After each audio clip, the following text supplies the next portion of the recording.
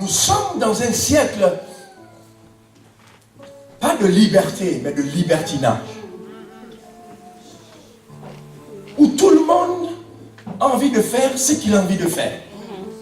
Il n'y a pas d'autorité, il n'y a pas de... On ne peut pas te dire arrête, on ne peut pas te dire stop. Déjà que vous avez un problème, par exemple, pour les enfants, le droit des enfants est à l'extrême. Donc toi-même, parent, quand tu parles à l'enfant, tu te dis dans l'intérêt, je dois faire attention. Comment exercer l'autorité de Dieu dans un environnement pareil? En restant dans la parole de Dieu, on est capable d'assumer ces choses-là. La Bible parle de cette histoire, de cet enfant qui était dans la présence de Dieu, en l'occurrence Samuel. Il était là, il a entendu une voix qui l'appelait, Samuel, Samuel. Il se leva, il dit, me voici.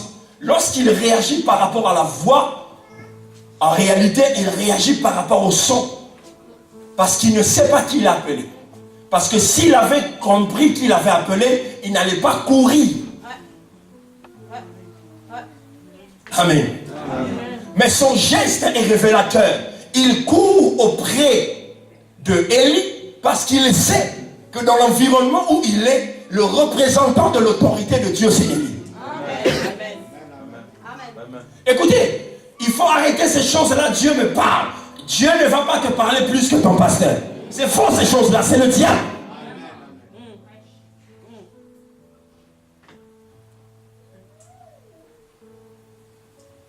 Dieu n'est pas un fou.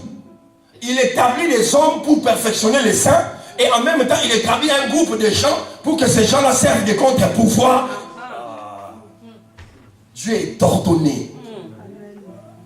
Écoutez,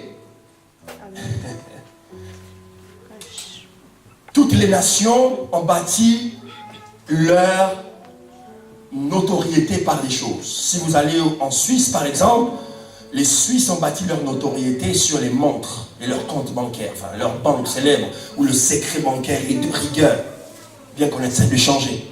Mais les Suisses ont bâti la notoriété de leur nation aussi par les montres célèbres. Par exemple, vous verrez quelqu'un, j'en ai pas malheureusement, quelqu'un qui a une Rolex, il ne va pas vous dire j'ai une montre. Il va vous dire j'ai une Rolex.